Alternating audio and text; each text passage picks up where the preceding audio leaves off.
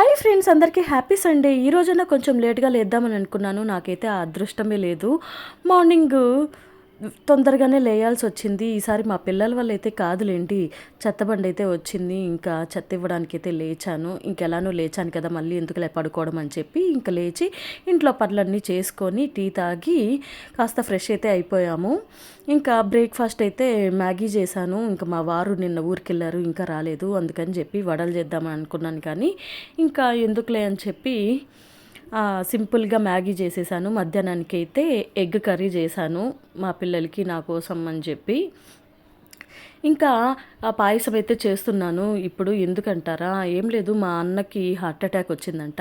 మా అన్న అంటే మా పెద్ద అత్తగారి అల్లుడికి. ఇంకా తనని చూడ్డానికి వెళ్తున్నాము. తనకి నా చేతి పాయసం అంటే చాలా ఇష్టం. అడిగి మరీ చేయించుకుంటారు. అందుకని తనని చూడ్డానికి వెళ్తున్నాను కదా అని పాయసం చేసి తీసుకెళ్తున్నాను. బాయ్.